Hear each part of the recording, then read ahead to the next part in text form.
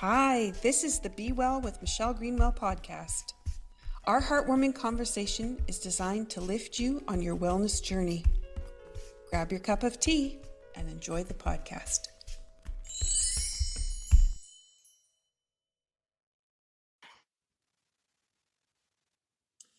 Welcome to the final episode of the Resonant Body, a three-part podcast series exploring how energy and frequency shape our biology, behavior, and self-care.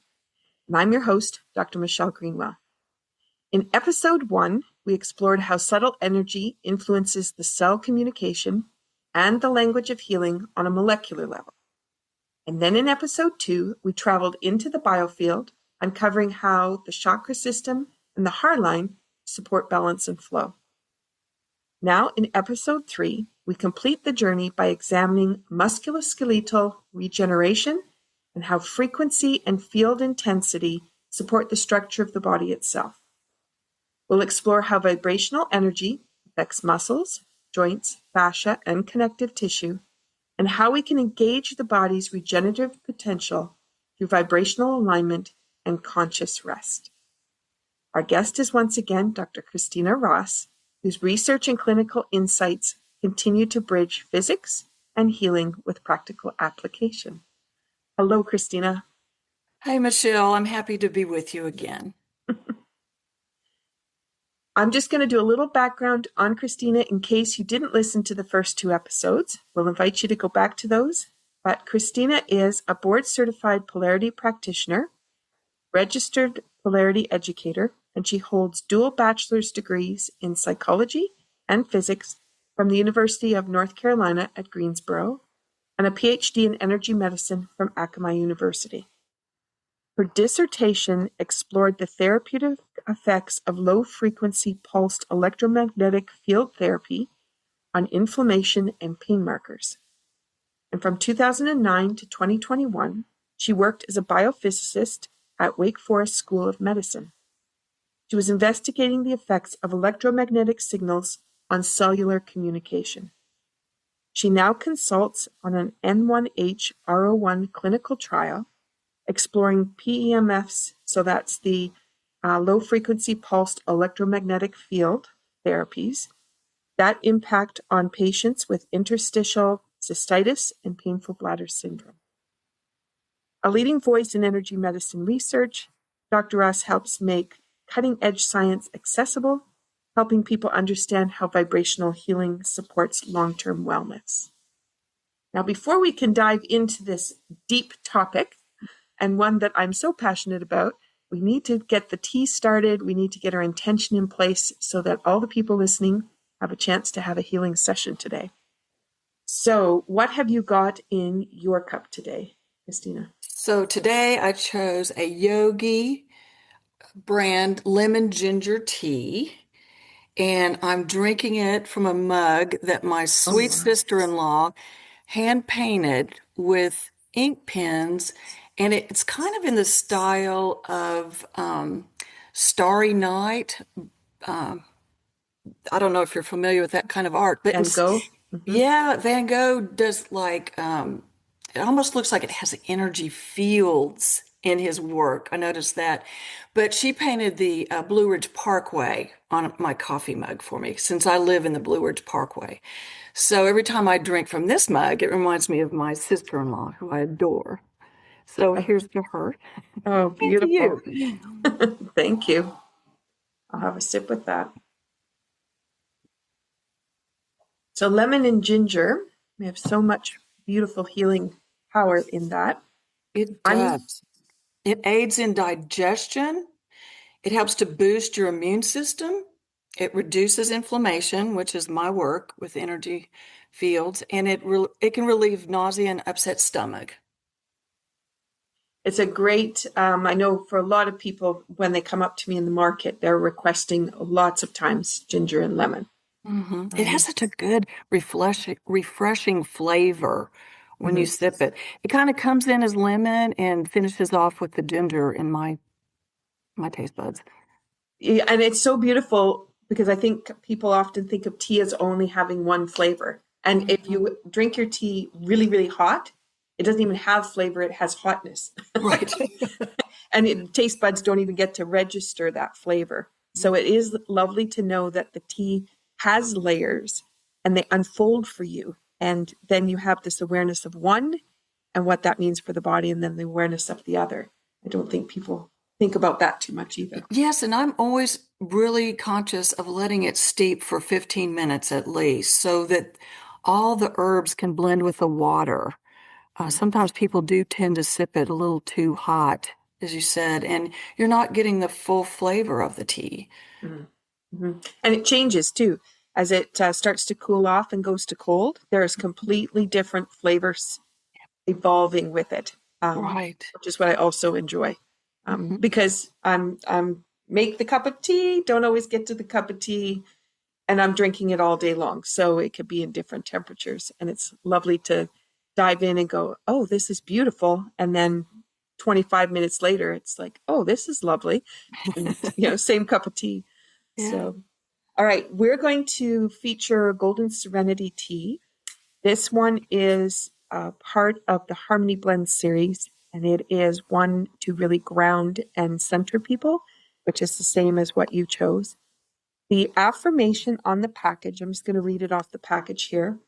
Soften the desire to push through. With confidence and an authentic self-love, welcome peace within. And I just want to invite people to think about how many times in their day they push through. They run out of time. The list is sitting there. They thought they could do way more than they could, which is all of us. Yes. And sometimes it's an activity we didn't really want to do, but we push through anyway. And the pushing through, if we don't ask permission of our body, means more stress goes into the system. And this is a way for us to stop for a minute and say, okay, if I need to finish this, can I please ask my body permission to do that extra 10 minutes in the garden, that extra 10 minutes with the vacuum cleaner, but doing it in a peaceful way rather than in a stressed and tight way. So if you're listening to this podcast now, at this point, you're thinking, in what way am I pushing through some of the things I'm doing? And if I stop right now and change the way I'm approaching it, how might the day unfold for me? A little bit different. And this tea actually has black tea and green tea in it. So it has a mixture. And I want to just bring forward something that continues to come up for people. The caffeine. I have so many people who avoid caffeine. And caffeine is great for inflammation, which I know we could talk down that road too. But what is important is caffeine that comes from a coffee gives the system an adrenal jolt and just really heightens everything. And that's the way caffeine is. But the caffeine in black tea, and the same with the green tea, but mostly with the black tea, is that it has this calming effect because it has, and I hope I say this correctly, L-theanine. Mm-hmm. So it has that combined together with the caffeine creates a calming effect for the nervous system. And I wanted to bring that forward today because so many people ask me about that, or they say, I'm not taking any caffeine. And there are so many great healing components to having caffeine in your tea. I didn't want people to just push it aside. I totally agree. Yeah. All right. So I'm going to focus, though, today on green tea and lemon balm. So green tea, spiritually, it's known for clarity and wisdom. And it helps provide an antioxidant support. So really lifting the cells up and for vibrational alignment. And I chose it because I know where we're heading for our conversation. It encourages receptivity and a gentler relationship with the body's pace to do repair work. And again, that's that back to the affirmation, asking permission. If I do have to push through, is the body prepared for that? And can we do it so we're not sacrificing a repetitive action by one part of the body? And it's okay to be able to repeat something because it said, I can handle it. And the second part is lemon balm. So this plant is a soothing powerhouse. It's known to regulate the nervous system and then uplift the spirit. And lemon balm carries the energetic imprint of peace, protection, and cellular restoration. So if you're trying to find a little bit more peace in your day, nice and calm, then lemon balm combined with this green tea and a little bit of the black creates a great opportunity. So with that, thank you, Christina, for letting me explain all those pieces. Yes. And I say cheers to you from my end. And my little cup today That's is with, beautiful. it's got almost it's tulips on here, which would be spring, and butterflies. But also this looks very much like all the daylilies I just finished harvesting for another cup of tea I've got. All right, cheers, and thank you for doing this 3-part series. Oh, my pleasure. Cheers. So as we've sipped on the tea, we hope you've shared that with us and taken time to sip as well. And now we've put in place the affirmation that we've talked about, the spiritual essences of all the ingredients we've talked about, and they're going to be playing within your cell structure while we dive into some of these topics. So let's get to the musculoskeletal system and how it responds to frequency, and then what that means for healing. Can you share the delight of this? Okay. So the musculoskeletal system is made up of bone, muscle, cartilage, tendons, and connective tissue like fascia. And my colleagues and I published several papers on the benefits of low frequency pulse electromagnetic field therapy to heal these tissue types. So let's talk about bone healing. So pulsed electromagnetic field has been reported in my studies and other people's studies to stimulate cell membrane ion channels. These would be calcium ion channels, potassium, sodium ion channels, and these ions have charges on them. And so when they're pushed and pulled by an electromagnetic field, they create a rhythm in the cell's membrane. The PEMF can also affect gene expression that is associated with bone formation and repair because the signal penetrates this cell membrane, passing through the cytoplasm into the cell's nuclear membrane and into the DNA. So it's affecting the chromosomes and the genetic regeneration ability of these tissues. Okay, so we also studied how the pulsed electromagnetic fields can decrease the production of pro-inflammatory molecules such as tumor necrosis factor alpha and cytokines or interleukins that are associated with pain and inflammation. Now, this is the basis for my research.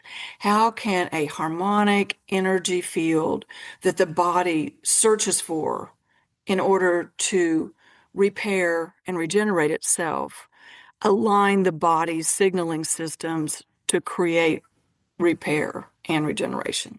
Another thing the frequencies do is they stimulate angiogenesis. So angiogenesis is the formation of new blood vessels, and this is crucial for bone and tissue repair because vessels carry blood and oxygen to the cells, tissues, and organs. I mean, this is just basis for regenerating any type of tissue. And it also repairs muscle. It does this by increasing muscle cell proliferation and regeneration, and by regulating proteins involved in the response to cellular damage and oxidative stress. So it affects the musculoskeletal system in many ways.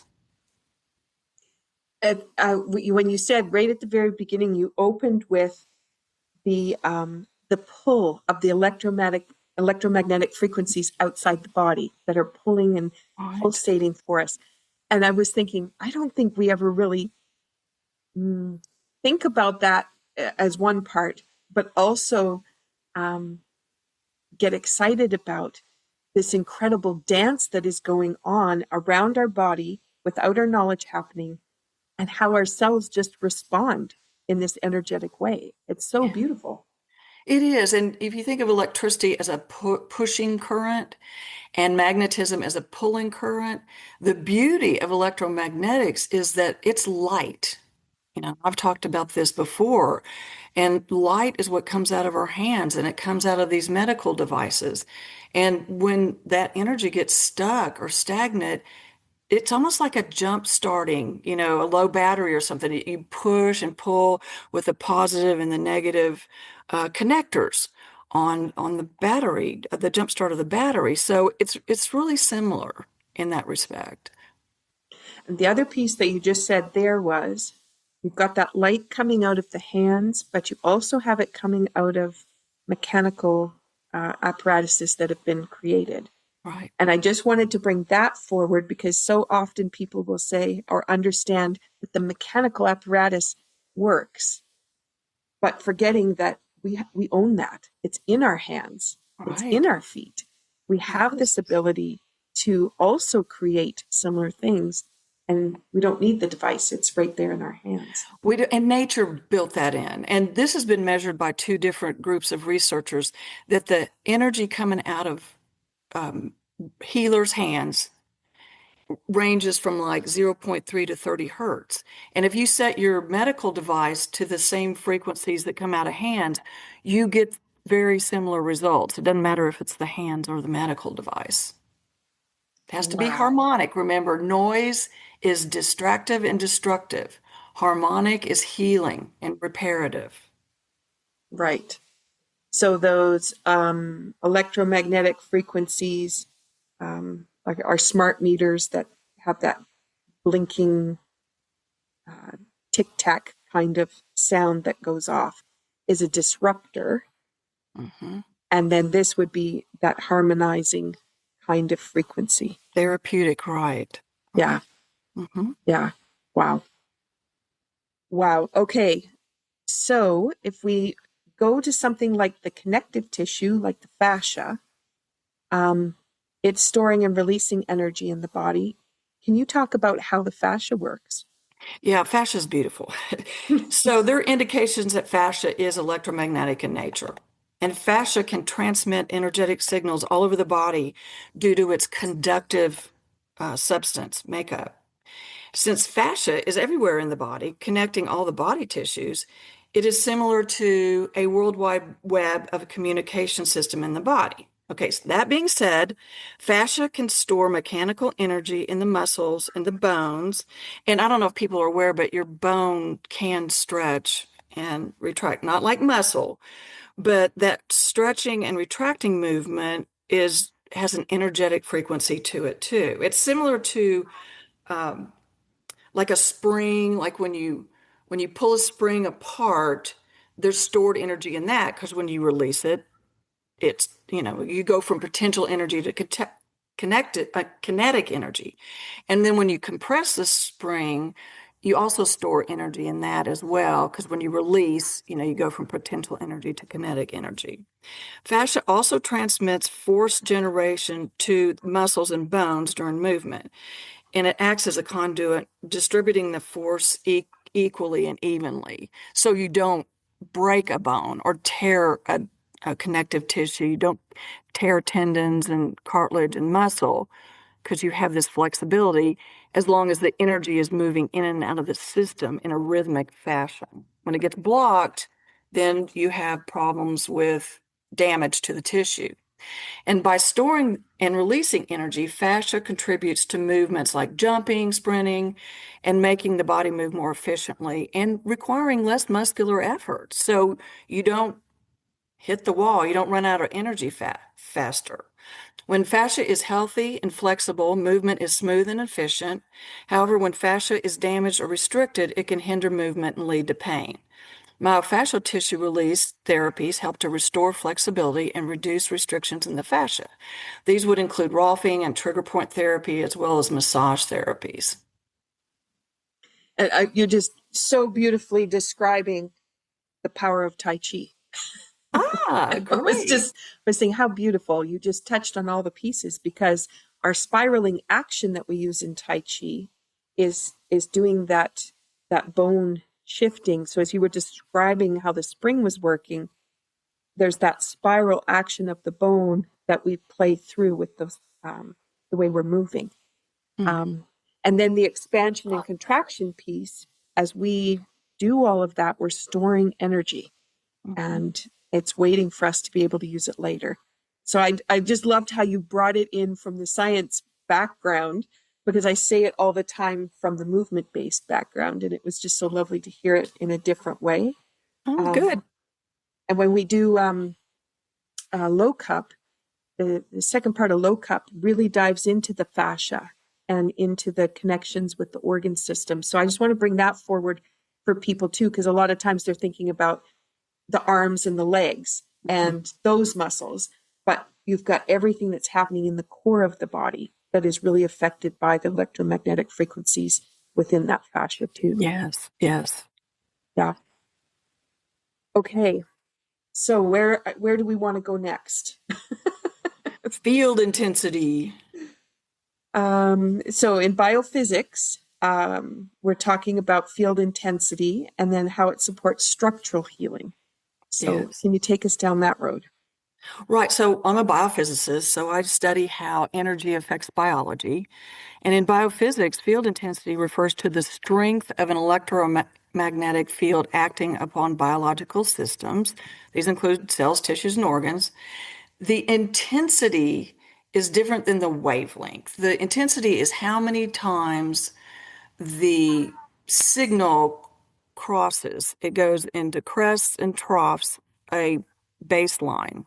Okay, so if it pulses 10 times in a second, that's a 10 hertz frequency. 1,000 times is going to be a lot more intense in 1 second, right? So these intensities are measured typically for electricity, it's volts per meter, and for magnetism, it's Teslas. And biological systems naturally generate their own electromagnetic fields. And this plays a crucial role in regulating various physiological processes, and this includes structural healing.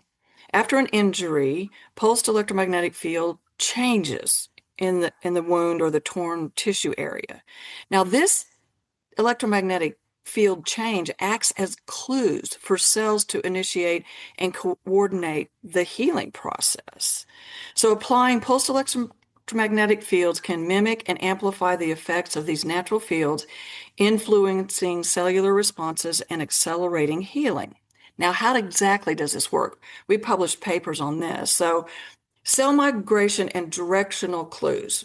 When you apply electric fields at strengths that are comparable to what your body puts out, these are usually less than 100 millivolts per millimeter. This can direct the migration of cells to essential wound healing. Okay, now cells such as keratinocytes, these are for your skin, fibroblasts, this prevents you from bleeding out. They're basically scar tissue. And macrophages, which are immune cells, will migrate across the body towards the wound, wherever the tissue is torn or there's an open gash or whatever. This migration is called electrotaxis for electrical signals or galvanotaxis for magnetic signals. Okay, so these signals in the tissue, the damaged area, ensure cells move in the proper direction to repair the wound. So pulsed electromagnetic field can be a guiding signal to help the cells know where to go. I found this Wow. fascinating when we were publishing this. Cell Yeah. proliferation and differentiation under the appropriate fields can stimulate the proliferation and differentiation of various cell types essential for healing. Now, these include directing stem cells to heal, osteoblasts, which are baby bone cells, and chondrocytes, which are baby cartilage cells.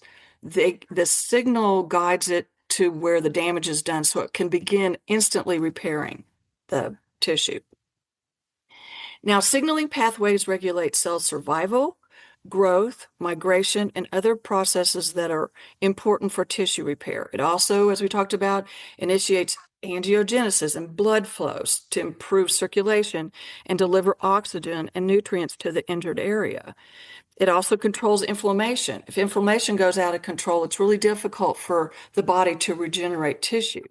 My research, along with other studies, have shown that pulsed electromagnetic fields can regulate inflammatory responses and potentially reduce inflammation and pain associated with the healing process. Wow. I was thinking about, when we take cell structure, I don't know, grade 5. I'm going back a ways, but thinking about that cell is a skin cell, or it's a heart cell, or it's a muscle cell, and then it just stays in one place. It's when you put it on the page, it's static. And then once it's in the body, I think we think about it in the same way as a static piece.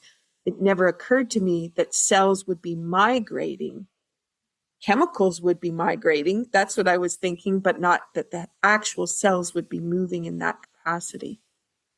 It's in awe how the body then responds to an injury.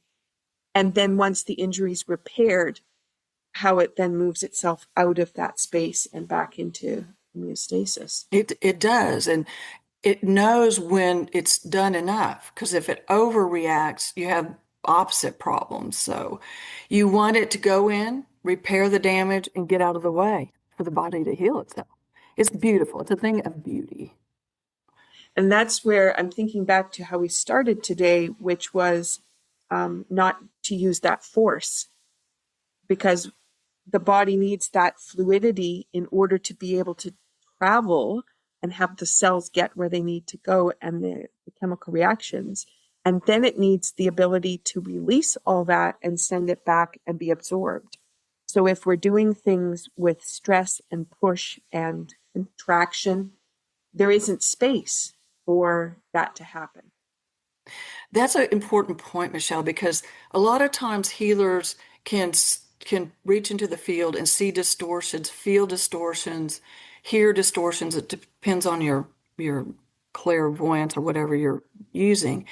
And they want to kind of push on the system. It's important to send a template, a signal, and then kind of get out of the way to see if the body responds. If you continue to push, it can cause an overreaction in the body to kind of push back. It's Newton's third law, what you push too hard on will resist. And so go into the field like with a feather, like Jim Osmond says, don't hit it with a hammer. Go in, say, this harmonic signal is what you need to follow, and then get out of the way and allow the body to rebalance the field and respond. I'm thinking about, for people that have followed me for a while, they will have heard me say the difference between giving and offering. And that one has a push and the other one has that, I'm here for you, I'm available, and then stepping back. Yes. And it changes the way that the response happens on the other end, because you can imagine cells that have been broken up and that area that's been damaged, knowing it needs to receive, but then being overwhelmed, and then it can't cope, and it just creates chaos. Then you have that resistance piece that's going to slow down your healing process. It is. I mean, it makes us humble as healers, to say, I'm here, I'm present, I can show you a template or facilitate what you already know how to do. Let's just stay in harmony, and that presents the most healing environment. Mm-hmm. Mm-hmm.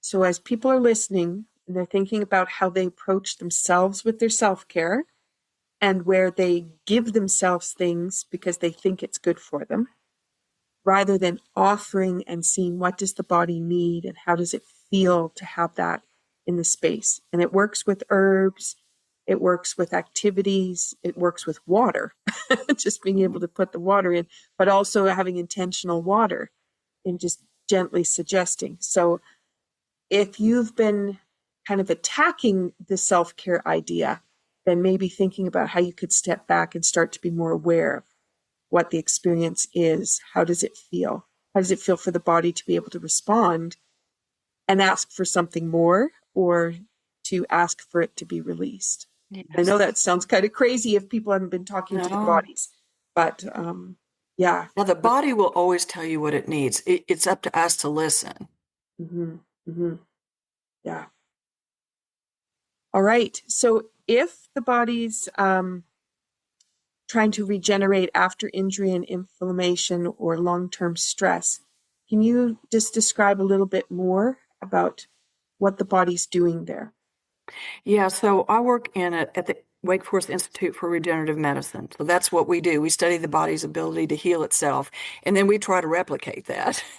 So that's what I've been doing for the last 15 years. And working with that and how energy fields affect that regenerative process. Energy fields have been, this is published data, support regeneration by regulating inflammatory responses. And this is where I really went into the core of the work, because a lot of the regeneration that goes on in the lab is how to regenerate body parts, organs and tissue types. But I found that if the body is highly stressed with inflammatory responses, it stores energy and won't regenerate until it gets the immune system under control.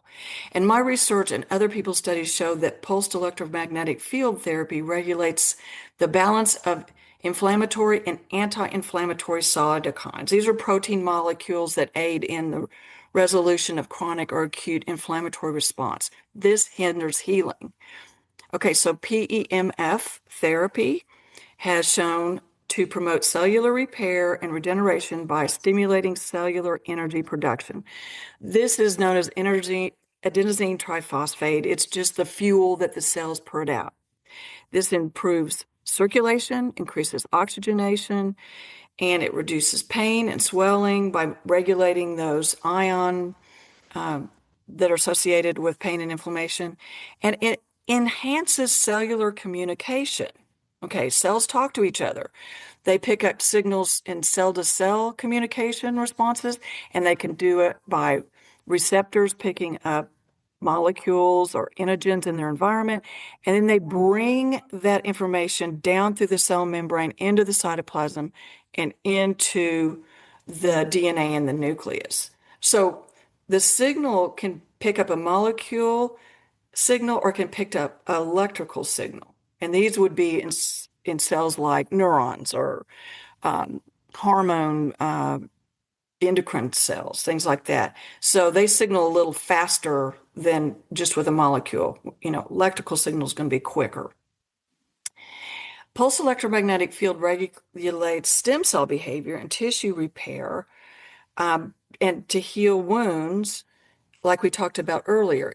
The signal will go from cell to cell, and once a critical number of cells know we need to migrate in this direction and we need to take these next steps, more cells join in. It reminds me of the signaling between bees in a beehive and maybe ants in an ant farm, where they all kind of know where the pollen is, or they all kind of know where the eggs need to be stored in the system. And this, to me, smacks of sentience. Okay, now there's been a lot of controversy around calling cells sentient entities. But once they have a critical level of communication, they all start behaving in a very coherent manner.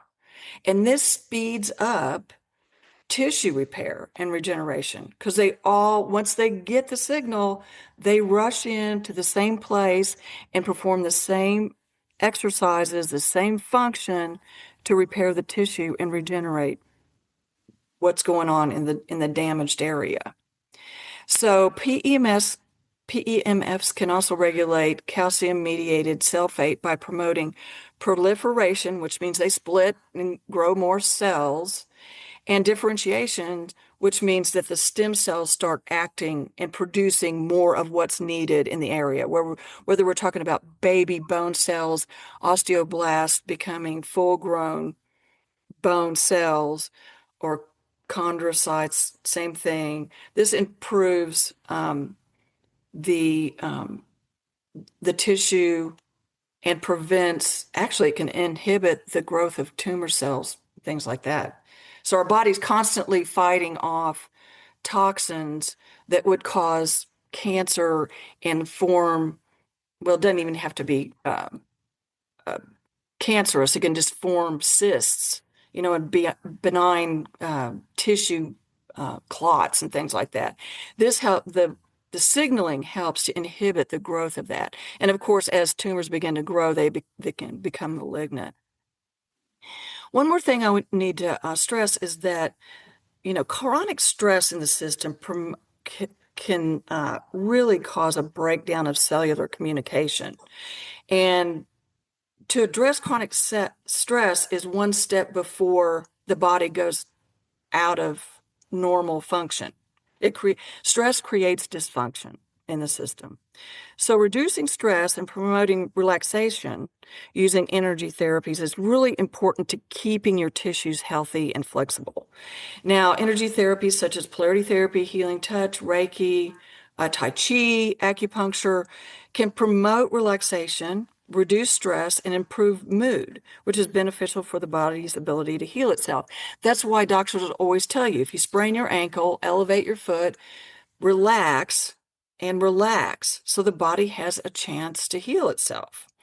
Also, supporting the nervous system is important to regenerating tissue, and that means staying calm. If you're anxious, can't sit still, you are not promoting health and wellness. And this can potentially enhance immune function. Now, I want a disclaimer here that it's essential to consult with a healthcare professional regarding any health concerns before you decide to pursue any energy medicine therapy, especially if you're pregnant or if you have a pacemaker.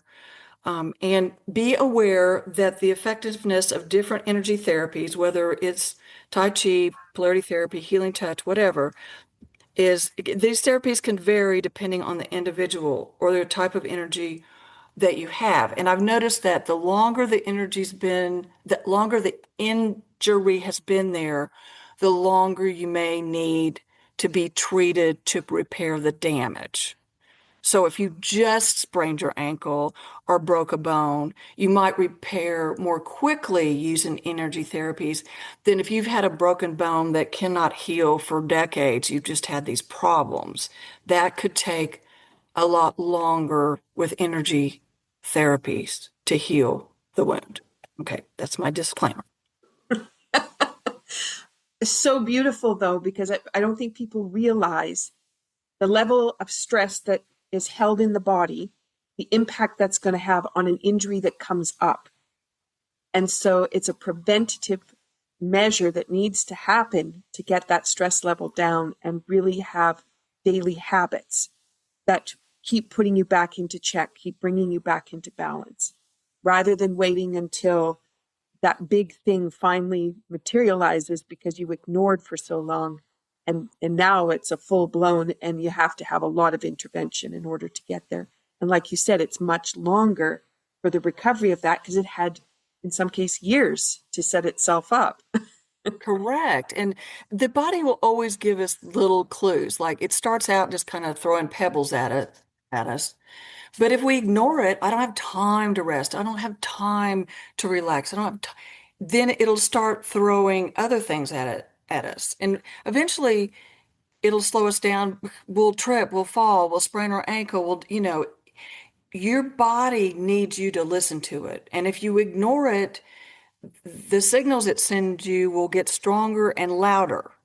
And if you don't have time to nurse a broken bone, then listen in the beginning and address what's going on, whether it's just stress that turns into an injury, whether it's nausea and gastrointestinal problems that turn into an ulcer. Listen when it first begins to prevent these injuries from happening later on. Mm-hmm. Mm-hmm. Yeah. So, do you want to talk about some of these roles that rest and relaxation play in Yeah, let's dive muscle into repair? that. Yes. Yeah, so let's talk about rest. Yeah. Rest is crucial for muscle repair and regrowth. And so during exercise, muscle fibers experience microscopic tears. And a lot of times, bodybuilders will work a muscle one day and then they take a whole day to allow the body to repair these little microscopic tears and rebuild the muscle tissue. Now, what that does is it makes your muscles bigger, right? Because you had that time Mm. to rest the muscle. And this increases strength and resilience. Now, if you don't do that and you overtrain, you can you risk overtraining syndrome. And this compromises your musculoskeletal system and increases your risk of injury. You also need to replenish your energy stores. Okay, so rest replenishes muscle glycogen. And glycogen stores energy for future activity. You run out of gas, your car won't move. So when you rest, your body replenishes the glycogen that's been spent. It also, rest reduces inflammation. And we talked about that, promoting recovery and for future damage. And it also, rest brings hormonal balances. So if you're burning up a lot of testosterone or androgen, sleep regulates growth hormones. And these are essential for tissue repair and rebuilding. Okay, now let's talk about vibrational therapy as an adjunct to rest. Okay. And specific types of vibration therapy can be used as a therapeutic tool to enhance musculoskeletal resilience. And this includes bone health, where you can regulate the calcium ions to increase bone mineral density, stimulate bone building cells, like we talked about, the osteoblasts, and reduce fracture risk. And this is important, especially for people who are at risk for osteoporosis. Building up that calcium store, in mild, doctor regulated types of exercise can really help build your bone strength. It also helps muscle strength. And without good muscle strength, your bones can become weak and degenerate. And vibrational therapies can help enhance muscle strength and power by increasing neuromuscular activation and potentially improve your balance and your coordination. And I highly recommend yoga for this and Tai Chi because they're deliberate, slow movements that help improve your balance and coordination to prevent things like falls and injury due to lack of neuromuscular strength. It also, vibrational therapy improves circulation. Again, we're talking about blood flow, oxygen, nutrients to the muscles and the bone and the tissues that support healing and recovery. It also reduces soreness and pain and alleviates musculoskeletal connections like tendons and things like that, and enhances exercise performance. So the more you exercise, starting out in a gentle way, the stronger you get, the more your exercise will be efficient in generating improvements in the strength and function of the tissues. And this has been shown over and over. Sedentary people lose tissue. Their muscles can atrophy and their bones can break more easily. So there's so many benefits to musculoskeletal system just with rest and energy medicine therapies. And so I'm going to bring to the listeners the idea that lying on the couch watching TV is not rest. Because a lot of people will think, I'm going to just have a little rest. I'm going to just watch an episode of something. But you are bringing up emotions. You're bringing up the activities of the people you're watching. You could be thinking you're right in it. And that creates, the body doesn't know the difference between the two. So it may not be a restful experience. But that idea of getting a good night's rest, having a nap if you need the nap, sitting outside in the sun, gaining some of the value of having the sunbeam coming down on you or connecting to nature, and then having the movement patterns that yoga and Tai Chi create to help the systems come into harmony, but also to build that energy store. So I just wanted to say that because so many people have their lazy boy chair, and I'm not to the manufacturer, but that chair is designed for you to shut down systems, and it's not necessarily going to repair. So what you're talking about is a regenerative rest. Yes. So I just wanted to make sure that was clear for people. So yes, it's very important. And then when you're talking about the vibration with rest, there's different things that you described. And I was thinking movement, you were describing movement as a vibration. Yes. And people don't think of that either. if you were dancing and you had music on, that might be one way. But again, when you think about that pulsing action of the frequencies, like you said, the electricity and the magnet, and creating that rhythmic pattern for the body and moving the cell structure, that creates that vibrational piece. Yes. And it really moves the energy out of places where it's stagnant or stuck, which if you don't, you're going to have pain and inflammation. Mm-hmm. Exactly. Okay. Can you talk about a little bit more into the musculoskeletal resiliency? So just that powerhouse that our body is sitting with, and how the rest is enhancing that. Yes, well, that brings me back to children, well, and particularly babies. So if you see a child, maybe a toddler, they have so much energy. They're running, and it takes a lot of force to break one of their bones. They have very resilient muscles and bones, and it takes a severe trauma to break a small child's bones.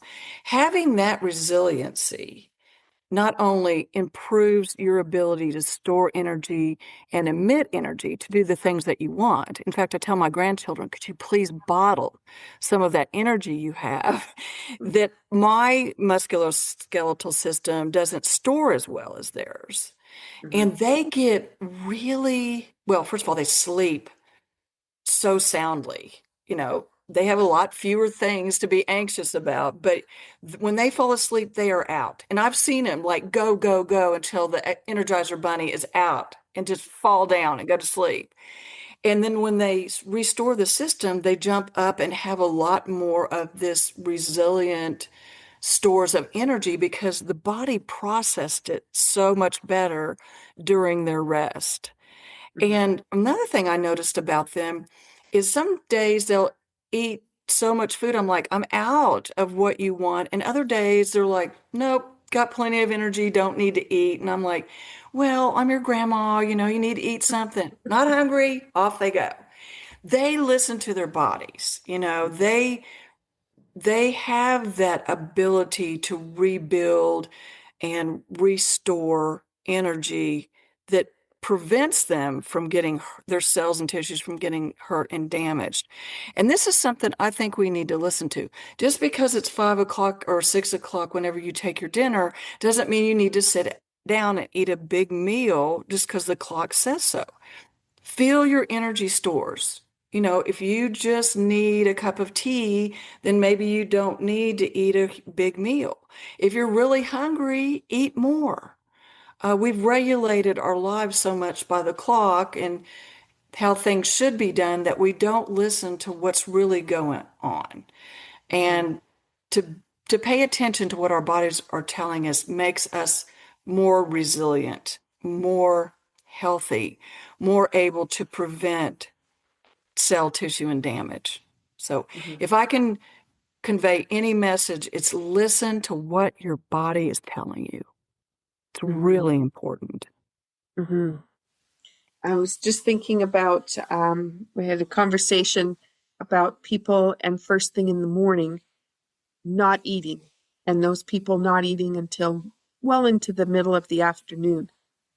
And again, thinking about this frequency and this opportunity to be strong for the system.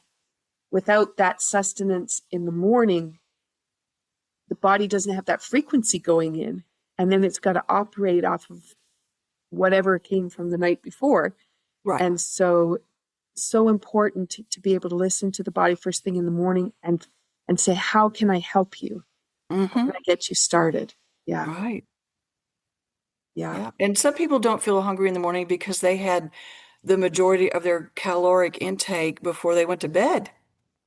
They're not like a person who only eats at 5 or 6 o'clock at night and then doesn't eat again until 6 o'clock the next morning. They've gone 12 hours without food. But if you've only gone 6 or 7 hours without food, you're not necessarily going to be hungry. And of course, our diurnal clocks are very different depending on your personality type as well. All right. So let's make a connection back to the tea. Okay. So let's let's go back to the deeper energetic integration that happens in the nervous system by how we add these nutrients in, how we add if it's an herb or if it's food piece.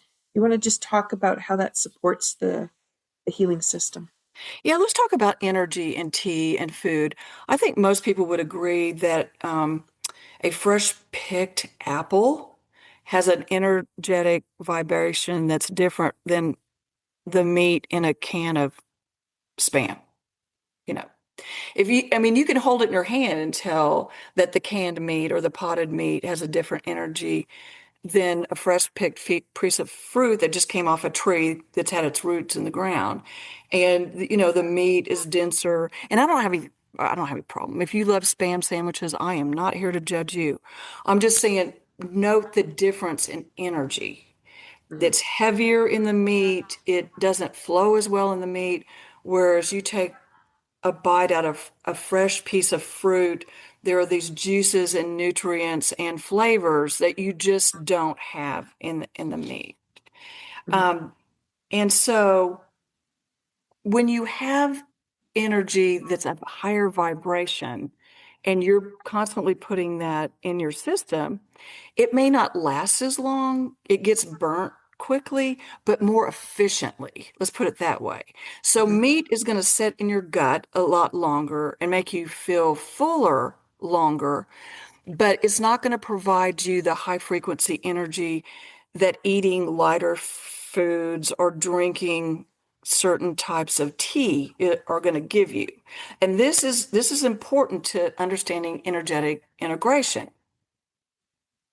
Uh, Now, let's talk about the green tea. Now, as you said earlier, green tea contains L-theanine and caffeine.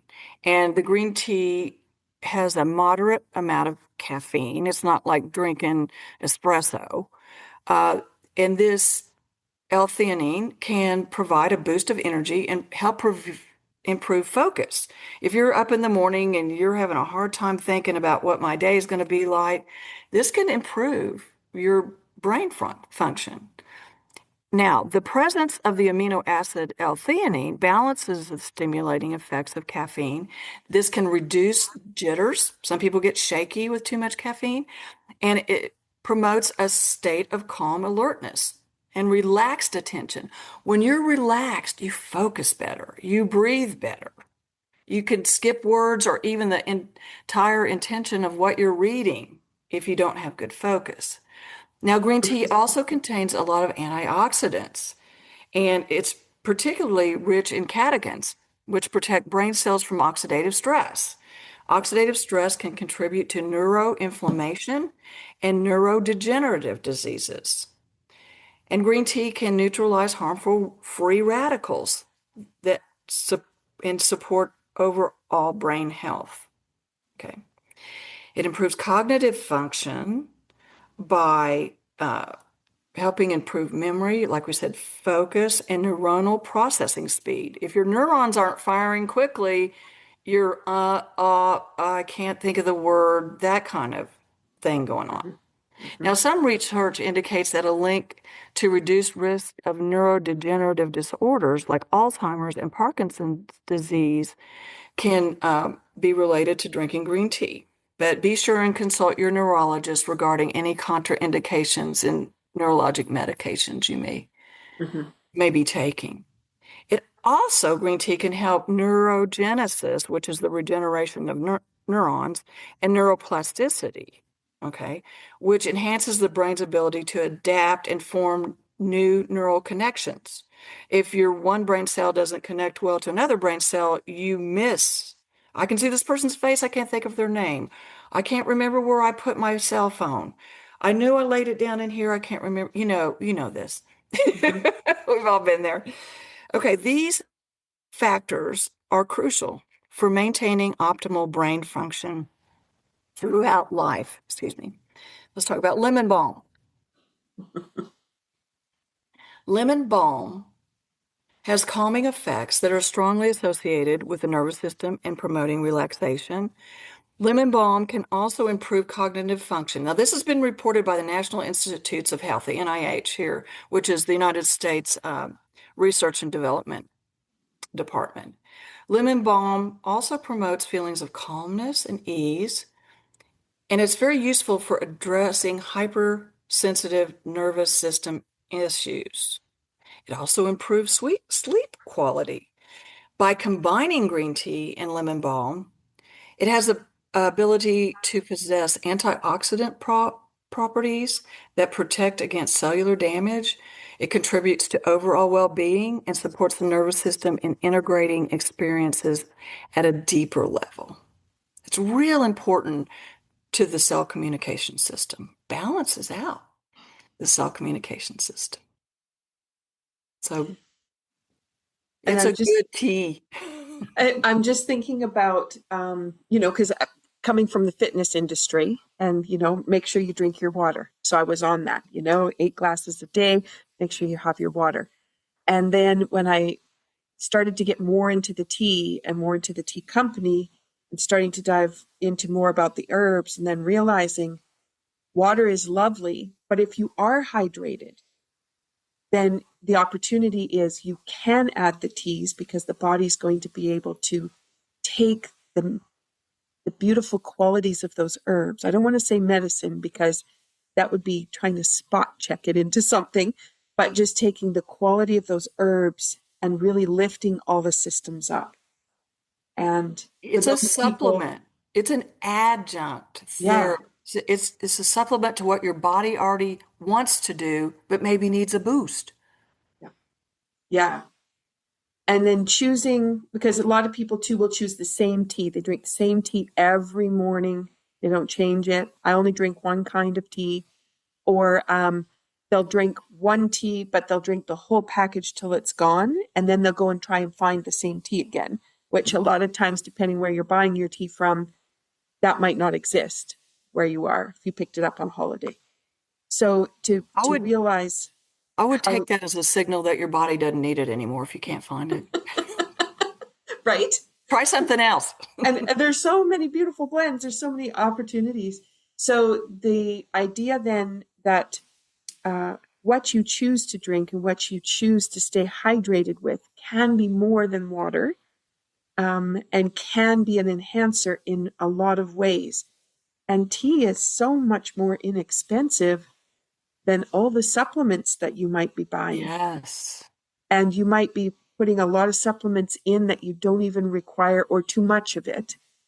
And and the tea has a way of finding out just where it needs to go. And that, it just kind of plays on the surface kind of.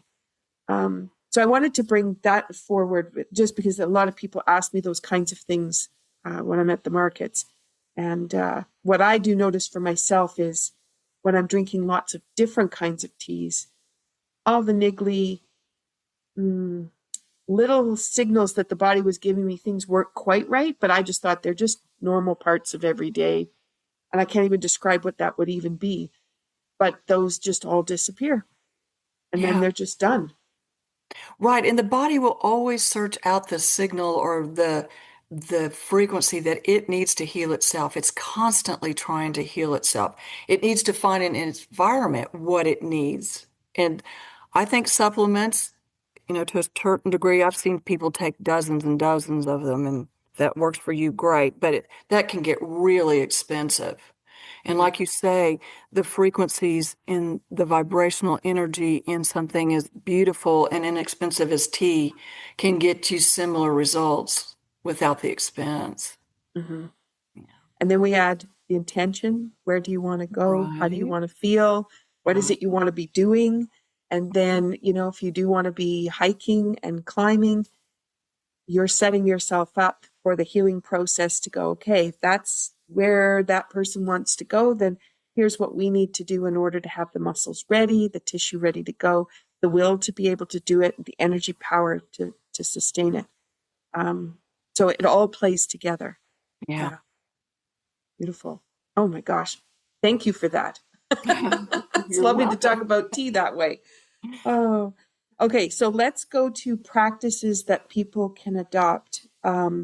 to help get a physical repair started, and how they can have energy awareness and frequency to work with. Let's dive into that. Yeah, so supporting physical repair through energy awareness and frequency work involves practices focusing on the understanding of how the body's subtle energy fields align with potential benefits for physical healing and well-being. And we just talked about this.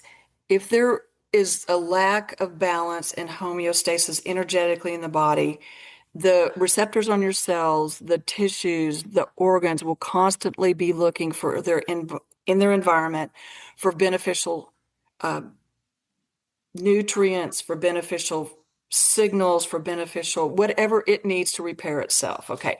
Energy healing techniques like Reiki. Uh, Now, Reiki is very prolific in the energy field world, and its therapies are involved in a lot of hospitals in repair. And basically, it's just the practitioner allowing the energy to come from heaven or the Holy Spirit and just channel out the practitioner's hands and the heart to create the harmonic field that the patient or the client's body needs. So you're just creating a field that the uh, the patient or the client needs to resonate with. It's like a tuning fork. You know, you hit a tuning fork and then the other tuning forks start to resonate with that same frequency. So there's not a lot of, shall I say, deep core science. It's more spiritual in its nature. Now, acupuncture is different in that this is a key practice in traditional Chinese medicine. And if you're not afraid of needles, a lot of people get a lot of benefit from these thin needles that are put in energetic uh, intersections in the body and in the field. And so where that energy, it's like a matrix, crosses certain lines, a needle goes in and it restores the flow of chi, life force energy. And once that energy gets rebalanced, then the field and the body restore to health and wellness.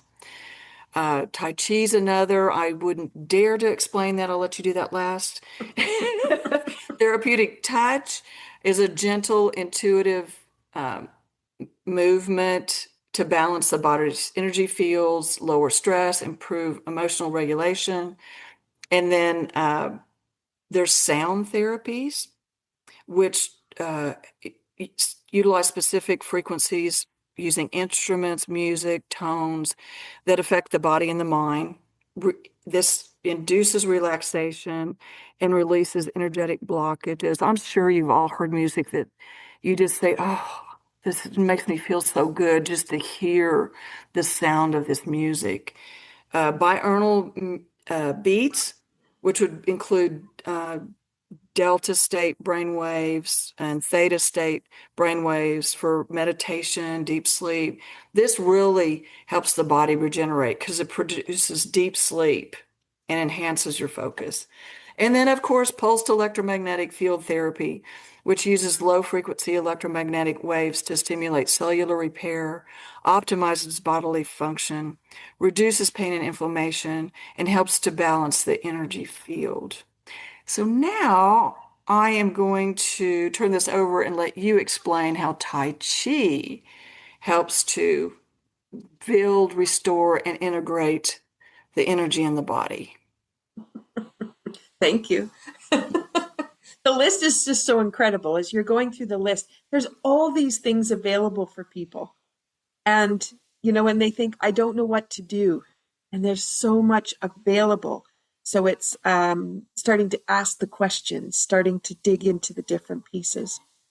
From my perspective with Tai Chi and the work I did on my master's and my doctoral dissertation, the connection that comes from the Touch for Health knowledge, which comes down the chiropractic line, which is about the organ system, the meridian or the energy electrical field, and then into the muscles that are related to that system, and then the emotions that are also tied into that system. That's where I got playing and where I love to play, because Tai Chi integrates all of those things together. So you've got your physical structure, you have your emotional piece, and then you have this beautiful, and I'll call it a spiritual experience, because you're with a group of people all there for the same intention, to promote healing and to feel good. And when you have that all working together as one, you're able to let emotions go.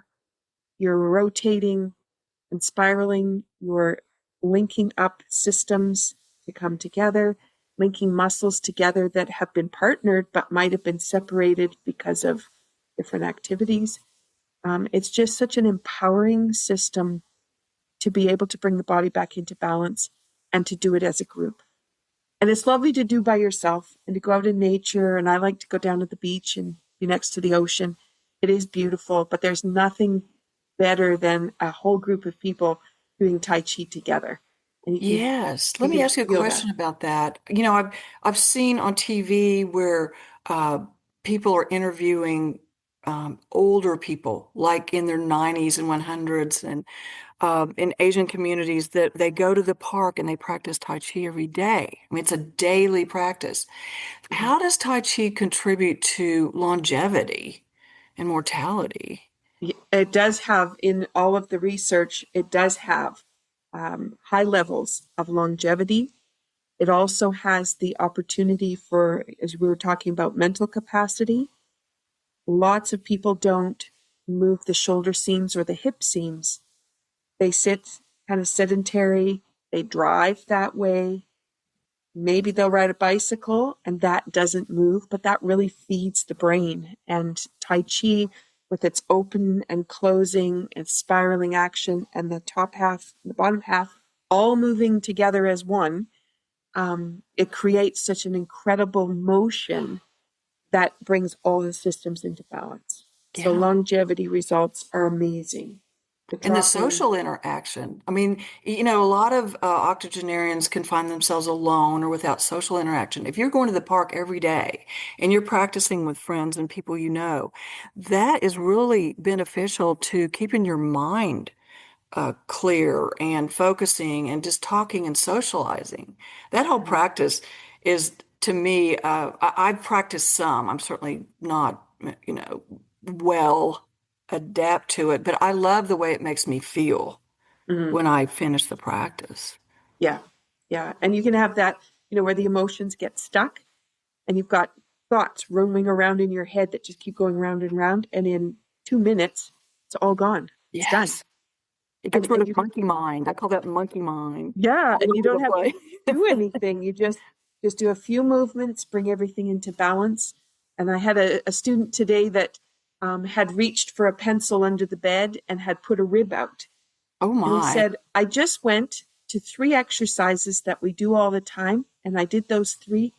Everything went back into place and I felt totally fine. Wow. And I thought, now how empowering is that? Instead of going, uh-oh, what have I done? I need to go lie down. There's that rest piece, which is not restorative, but it happens. And then to be able to activate everything, bring it back into alignment, and you're done. Yeah. It was amazing. Yeah. And also Tai Chi can be very meditative. I know that. When you're practicing, nothing else comes into the mind. I mean, it's very mindful in its intention. And if you do it outside, you're connecting with nature and it's clearing and cleansing the energy field. Yeah. And I recommend it. And then we're lucky enough to have musicians that play for us. So we're bringing frequency in another way.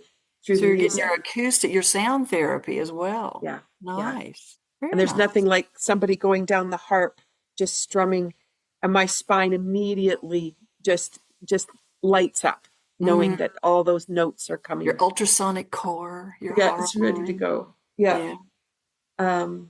So there's just so much that people can do. And as we're bringing this topic today, and we used a lot of big words at the beginning to describe it all. But in the end, what the bottom line is that we have so many choices for self-care that the question then becomes, why aren't we doing it?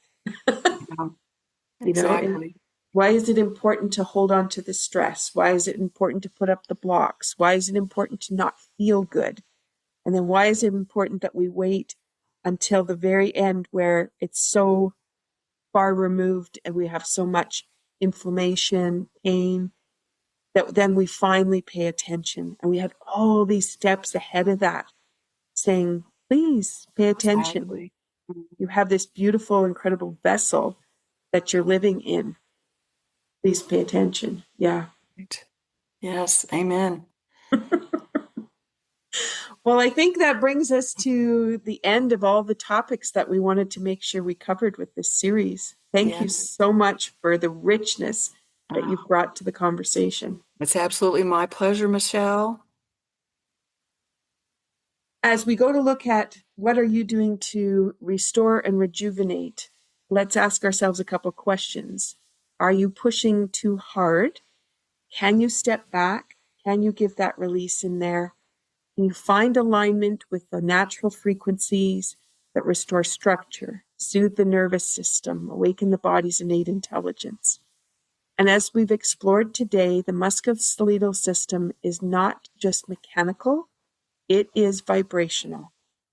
Tuning into frequency and field intensity allows us to restore coherence, reduce wear and tear, and cultivate a much gentler path to strength and vitality, as well as for your flexibility.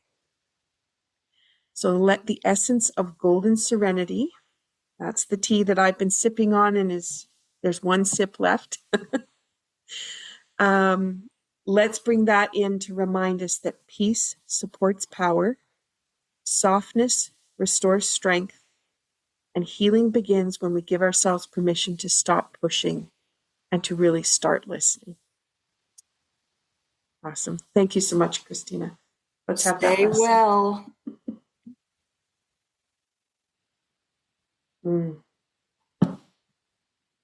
If this episode resonates with you, I encourage you to go back and listen to the entire Resonant Body trilogy. Episode 1 was the biophysics of energy medicine. Discover how subtle energy supports cell communication and molecular health, paired with a marvelous Miss Maple tea. Episode 2, quantum change in the biofield. Explore the chakras, the hara line, and the quantum healing through hands-on energy work. And we had the grounding support of Island VitaliTEA. In episode 3, this was about musculoskeletal regeneration, learning how frequency and field intensity rejuvenates the body's structure, and we had the calming presence of golden serenity.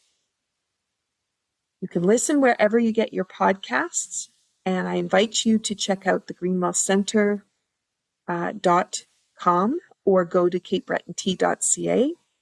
And if you bring the resonance home, explore some of those teas, see what happens for you, explore what herbs can mean, and explore how bringing nature sounds in, anything with frequency, can help to heal you. Thank you for being a part of this healing conversation. May you continue to tune into your body's wisdom, sip with intention, align with the frequencies that nourish you most, and until next time, drink deeply, rest fully, and let your resonance lead the way. Thank you so much, everyone. Be well. Thank you for listening to Be Well with Dr. Michelle Greenwell. There are a couple of resources I want to just point out. When you go to the website, greenwellcenter.com, you'll have a pop-up window. That pop-up gives you the top 8 easy stress releasers that you can use every day. That's something you can put beside your computer, the bathroom mirror, beside the bedside table. A great resource.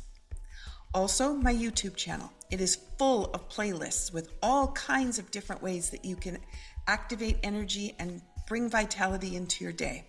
You can find that when you go to YouTube at Michelle Greenwell. And last, if you're a Linktree person, Linktree, linktr.ee/Greenwell Center. That has all my resources in one spot. Those are for intricate little things that you can't get everywhere. And it's a wonderful way for me to be able to share all the different aspects of the kind of work I do. So thank you for listening. Be sure to drink that tea. And if you want to have the tea blend that was shared in the podcast today, then be sure to check out capebretontea.ca. Have a wonderful day.